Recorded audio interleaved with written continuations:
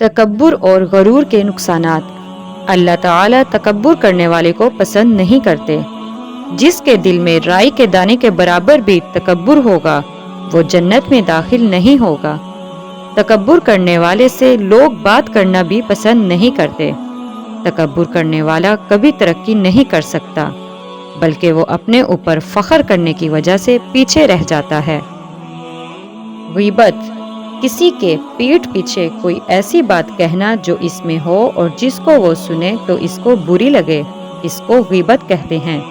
غیبت کرنا بہت بڑا گناہ ہے۔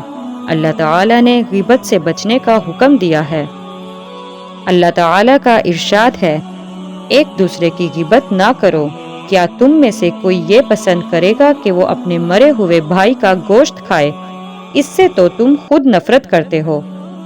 حضرت عائشہ رضی اللہ عنہ فرماتی ہیں، میں نے نبی کریم صلی اللہ علیہ وآلہ وسلم سے کہا، صفیہ میں تو اتنا عیب ہی بہت ہے کہ ان کا قد چھوٹا ہے۔ نبی کریم صلی اللہ علیہ وآلہ وسلم نے یہ سن کر ارشاد فرمایا، تم نے ایسا جملہ کہا ہے کہ اگر اس کو سمندر میں ڈال دیا جائے تو سمندر کو گندا کر دے۔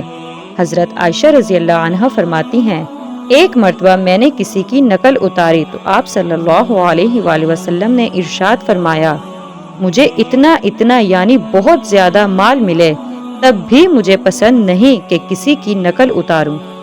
حدیث شریف میں غیبت کے کفارہ کی یہ دعا سکھائی گئی ہے، اللہم اغفر لنا ولہ، اے اللہ تو ہماری اور اس کی مغفرت فرما۔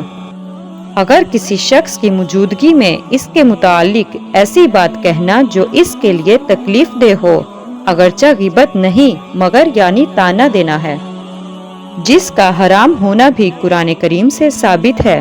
اللہ تعالیٰ نے فرمایا، وَلَا تَلْمِزُوا أَنفُسَكُمْ، اور تم ایک دوسرے کو طعنہ نہ دیا کرو۔ اللہ تعالیٰ ہم سب کو اپنی زبان کی حفاظت کرنے کی توفیق نصیب فرمائے، آمین۔ جزاک اللہ۔